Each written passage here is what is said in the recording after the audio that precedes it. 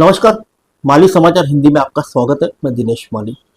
20 साल बाद भारत में चांदीपुरा का सबसे बड़ा प्रकोप।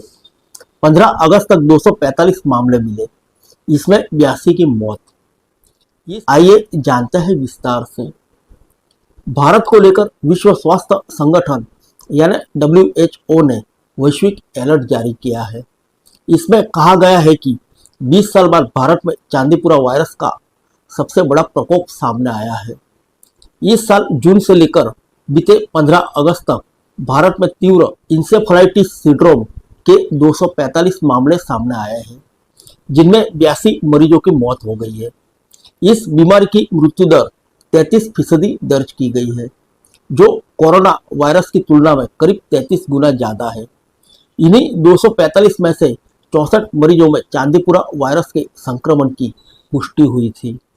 यह स्थिति तब है जब भारत में चांदीपुरा वायरस का संक्रमण खत्म होने के कगार पर है, लेकिन मौजूदा प्रकोप पिछले 20 वर्षों में सबसे बड़ा है। ऐसा इसलिए क्योंकि 2003 में आंध्र प्रदेश में एईएस का बड़ा प्रकोप सामने आया था, जिसमें 329 मामले और 183 मौत हुई थी। WHO ने दुनिया भर के सदस्य देशों को जानकारी देते हुए कहा कि मौजूदा समय में भारत के 43 जिले अभी प्रभावित हैं।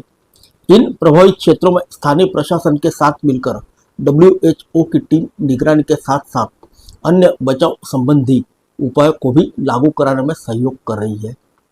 दरअसल दुनिया के किसी भी हिस्से में किसी भी तरह के रोग का प्रकोप सामने आने पर WHO सभी सदस्य देशों को जानकारी मुहैया कराती है। हालांकि साल 2019 में कोरोना महामारी की जानकारी देरी से मिलने के कारण WHO की जानकारी देरी से पहुंची थी, जिसके लिए इसे काफी विरोध का सामना भी करना पड़ा था। इसी क्रम में WHO ने बीते 23 अगस्त को भारत में तीव्र इंसेफेलाइटिस सिंड्रोम और चांदीपुरा वायरस के संक्रमण पर अपनी अलर्ट रिपोर्ट जारी की है। भारत के केंद्रीय स्वास्थ्य मंत्रालय की रिपोर्ट का हवाला देते हुए WHO ने कहा है कि अभी तक एक से दूसरे इंसान में संक्रमण होने का कोई मामला नहीं मिला है।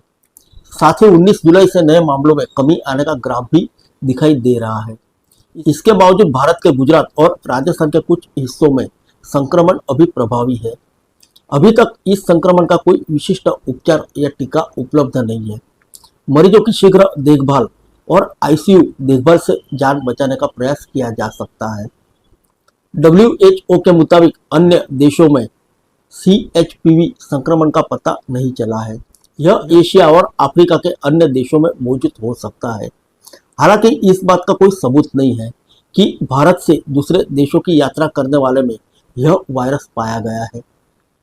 WHO ने फिलहाल राष्ट्रीय स्तर पर इस संक्रमण के जोखिम को मध्यम बताते हुए कहा कि प्रकोप की स्थिति बढ़ने पर जोखिम मूल्यांकन की समीक्षा की जाएगी।